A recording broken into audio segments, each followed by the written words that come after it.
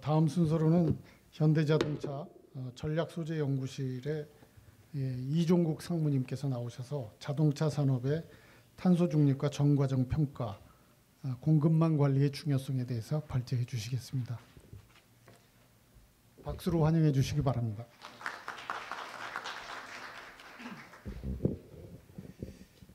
네, 안녕하십니까. 저는 현대자동차에서 그 탄소 중립 관련된 전략 수립 그리고 기술 관점에서의 대응 방안 모색 부분을 맡고 있는 이종국 상무라고 합니다. 오늘 이렇게 중요한 환경정책 심포지엄에 발제를 맡겨주셔서 다시 한번 감사를 드리고요. 앞서서 정책적인 부분에 대한 얘기들이 있으셨는데, 일단 저희는 이제 기업의 입장에서 탄소 중립, 그리고 특히 이제 그 스콥 3 관점에서 공급망 관점에서 어떤 일들을 하고 있고, 그다음 어떤 이슈들이 있는지에 대해서 좀 가볍게 좀 오늘 좀 발표를 드리도록 하겠습니다. 네, 발표는 기본적인 탄소 중립의 필요성 내용부터 그다음 저희가 하고 있는 공급망 관련된 탄소 중립에 관련된 노력들 부분들, 그리고 앞으로 우리가 이런 어떤 부분들에 대해서 조금 더 고민을 해야 되는지 저희가 지금 고민하고 있는 부분들에 대해서 같이 공유를 드리도록 하겠습니다.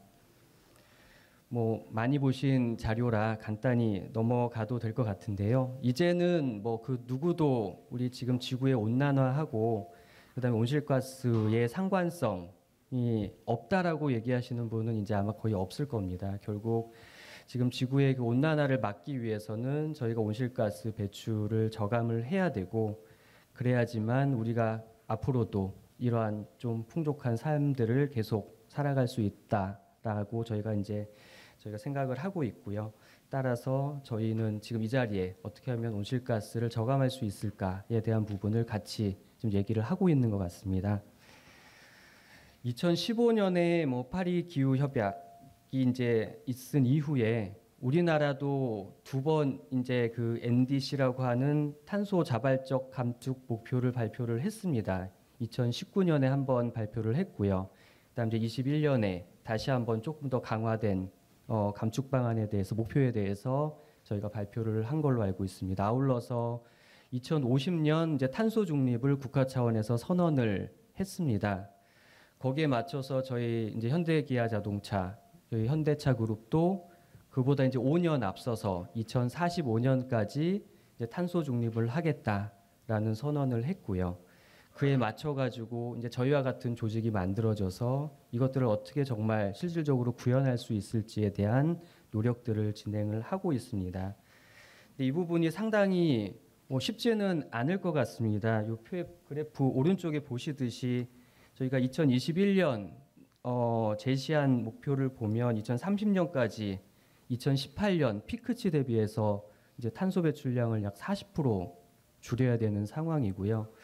이게 말처럼 그냥 줄이면 되는 게 아니라 상당한 노력, 그다음에 어떤 또 재정적인 부분들, 이런 부분들이 들어갈 것 같기 때문에 지금 논의하는 것도 이미 늦었다라고 생각을 하고, 이러한 논의들이 좀 더 좀 활성화되고 실질적인 어떤 효과 있는 기술들이라든지 정책들이 수반이 돼야지만 이런 저희가 제안한 목표들이 달성될 수 있지 않을까 생각을 해봅니다.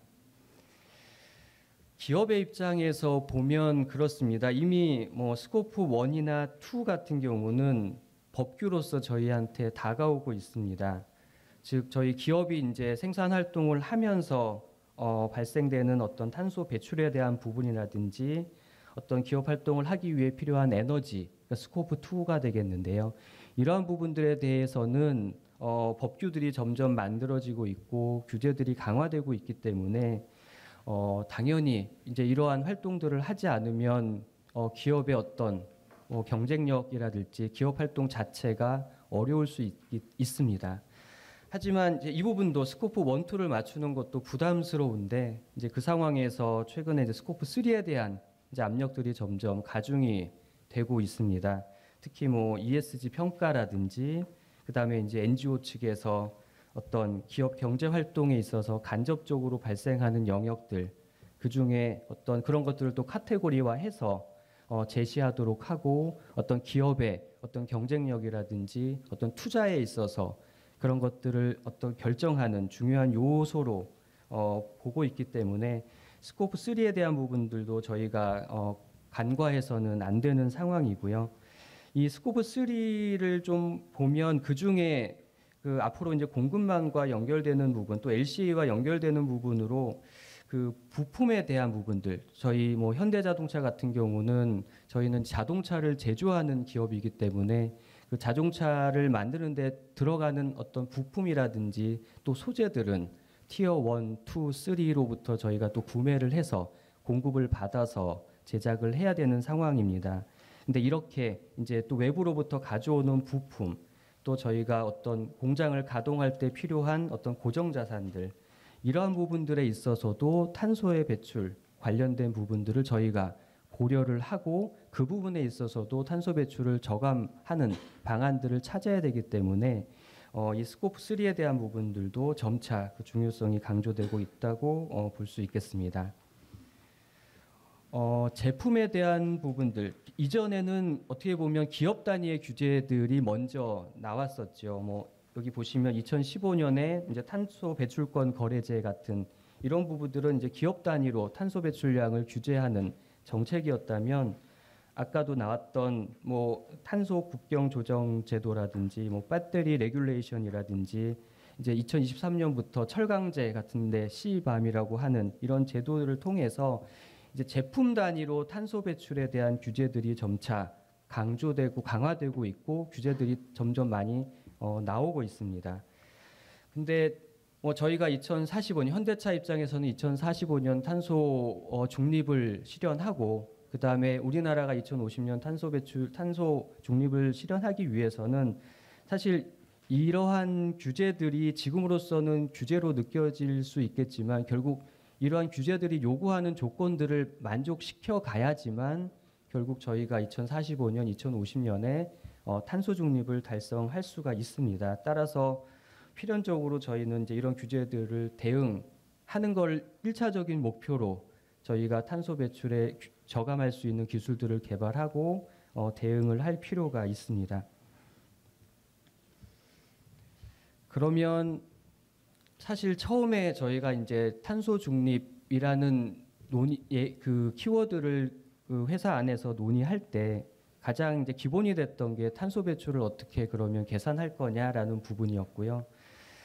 그래서 이제 그 LCA라는 개념도 저희가 도입을 했습니다. 근데 탄소 중립이라는 게 뭐 저희가 100% 탄소를 정말 배출을 안 하겠다라는 의미는 아니지 않습니까? 결국은 지금 배출되는 탄소의 양을 가능한 기술적으로 많이 줄이고 그럼에도 발생되는 탄소에 대해서는 저희가 어떤 뭐 상쇄라든지 어떤 그런 흡수에 대한 방안들을 찾아서 거기에는 여기 나와 있는 뭐 그린 카본이라든지 뭐 산림을 조성한다든지 갯벌을 조성한다든지 해서 우리가 발생한 CO2를 어떤 자연이 흡수할 수 있도록 하는 그런 방안을 수립을 할 수도 있고요.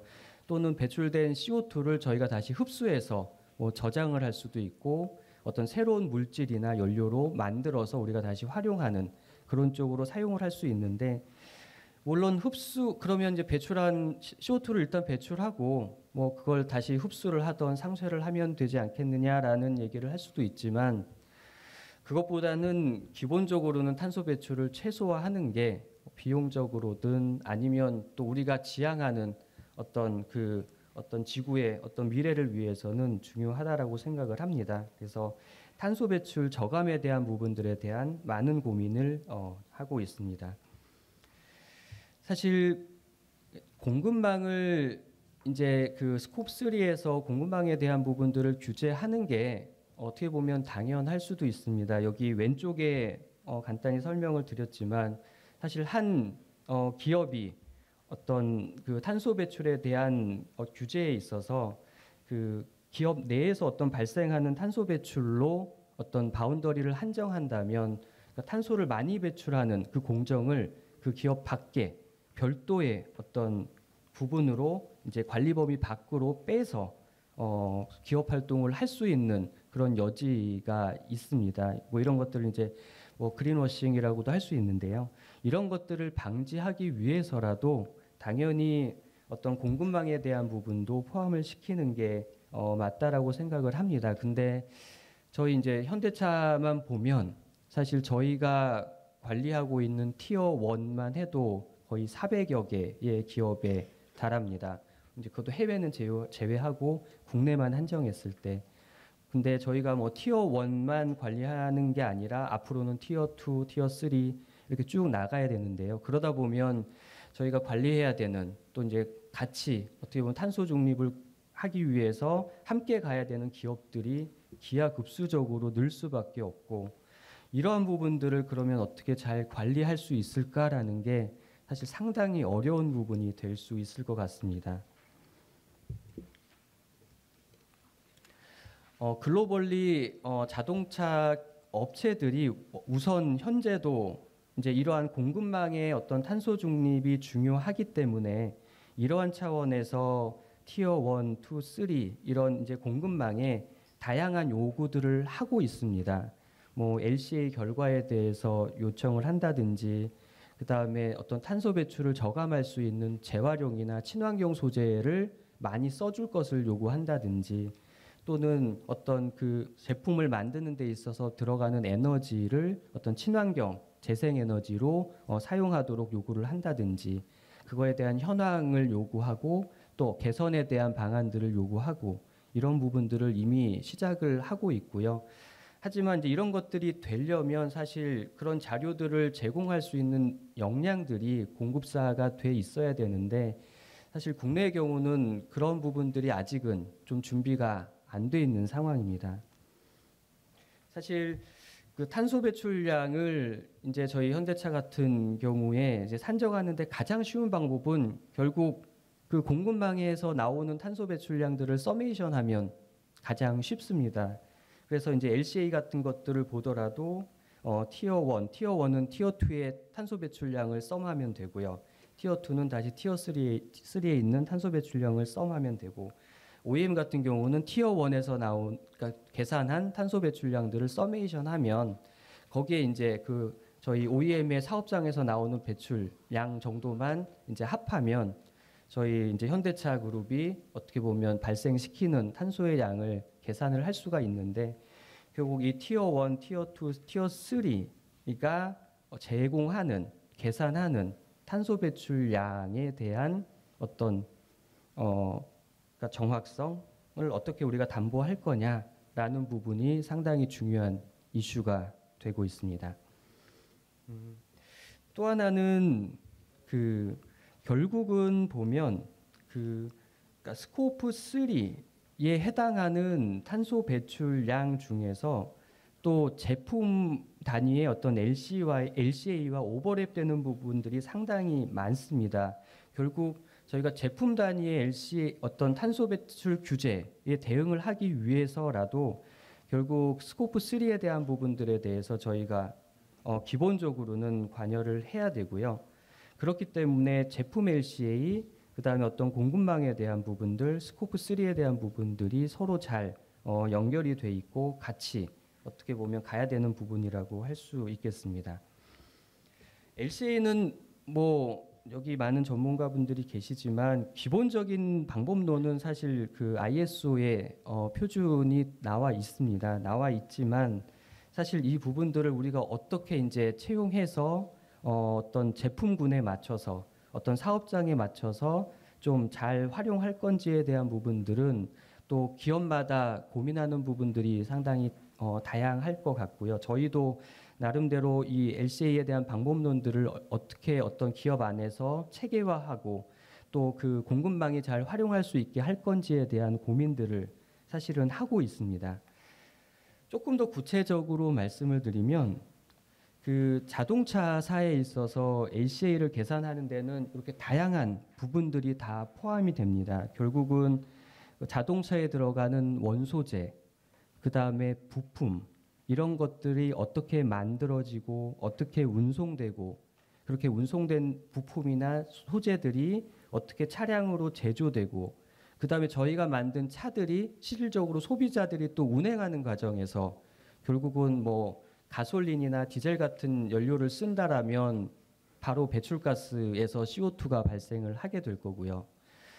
또 여러분들 뒤에 잠깐 나오겠지만 뭐 전기차 전동화가 되면 운행 과정에서는 탄소 배출이 안 될 거다라고 생각을 하시지만 결국 전기차가 쓰는 전기를 만드는 데 있어서 또 CO2가 발생하기 때문에 결국 운행 과정에서도 어떻게 하면 CO2를 줄일 수 있을지에 대한 부분도 고민을 해야 되고 그 다음에 이제 결국은 엔드 오브 라이프를 생각을 해야 되기 때문에 이제 저희가 다 사용한 그 자동차의 부품이나 소재들을 어떻게 다시 리사이클링해서 보다 다시 그 앞단 원소재 채취나 가공 단계로 이렇게 가져갈 수 있을지에 대한 부분들 이런 부분들도 같이 고민을 해야 되는 상황입니다.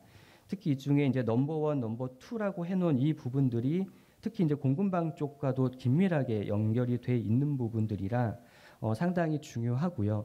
아까 이제 그 LCA를 할 때 실제 그 어떤 데이터들이 계산을 하기 위해서는 그 데이터들이 중요한데 저희도 일단 지금은 현재 이 LCA 계산을 하는 데 있어서는 상용 데이터들을 활용을 하고 있습니다.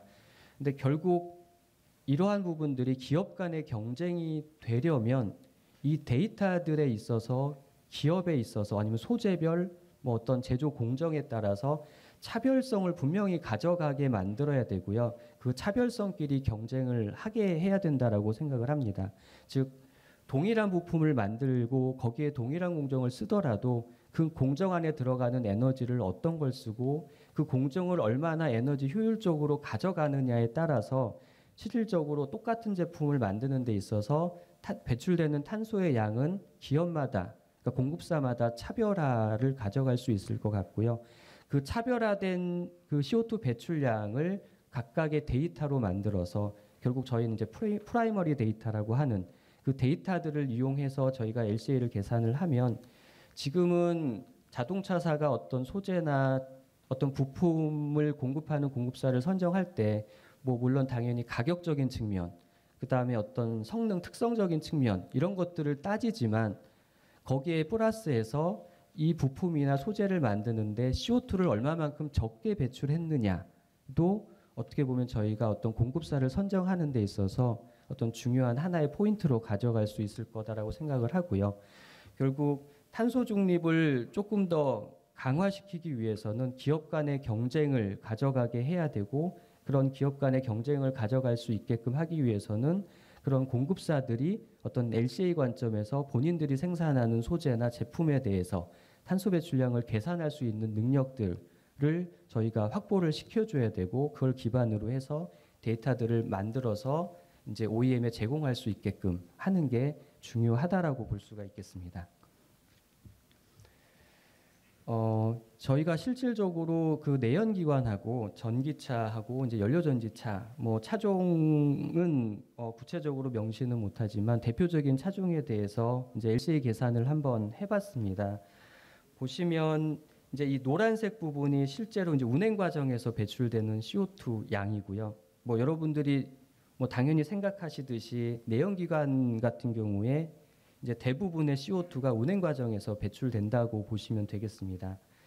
근데 전기차나 이제 수소 연료전지차 같은 경우도 뭐 물론 내연기관 대비해서는 많이 적게 배출이 되지만 그래도 상당 한 50% 정도는 꾸준하게 배출이 되고 있고요.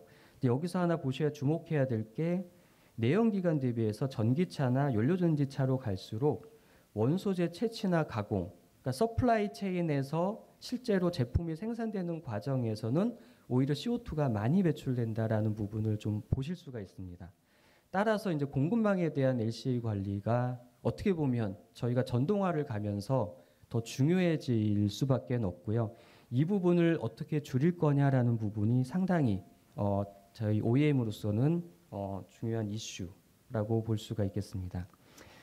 뭐 전기차나 연료전지차에서 그 앞쪽에 이제 원소재 채취나 가공 과정에서 CO2가 많이 발생하는 이유는 뭐 아시겠지만 이제 배터리라든지 뭐 연료전지에 들어가는 백금 촉매 같은 것들, 그 다음에 이제 연료전지에서 그 수소를 저장하는 수소 탱크 같은 경우는 뭐 탄소 섬유 같은, 그러니까 기본적으로 그 제조 과정에서 CO2를 많이 배출하는 그런 소재라든지 시스템들이 이제 추가되기 때문에 현재로서는 이런 그래프가 나오는 거고요. 그래서 기술적으로는 사실 전동화로 가기는 하지만 이런 부품이나 제품 단위에서 어떻게 생산 과정에서 CO2를 줄일 수 있을지에 대한 기술들에 대한 고민이 많이 필요한 상황입니다. 그래서 앞서서 이제 공급망에 있어서 어떤 LCA를 계산할 수 있고 그 다음에 어떤 탄소 중립을 할 수 있는 그런 역량들을 확보시키는 게 중요하다라는 게 저희 어떻게 보면 제1 어떤 과제가 돼 있고요. 그래서 저희도 이런 부분에 있어서 그 공급망들과 많은 노력들을 하고 있습니다. 그래서 지금 아까 저희가 한 400개 정도의 지금 티어 1이 있다라고 말씀을 드렸는데요. 저희가 지금 올해 또 한 뭐 수십 개 기업들 그래서 저희가 한 3년 정도 안에 일단 최소한 그 티어 1의 한 400개의 기업은 전반적으로 저희가 교육을 시작으로 해서 실질적으로 대표적인 부품들을 선정해서 LCA를 같이 하면서 직접 이제 그 공급망들이 LCA를 할 수 있도록 하는 역량들을 저희가 좀 제공을 해주고 있는 상황이고요.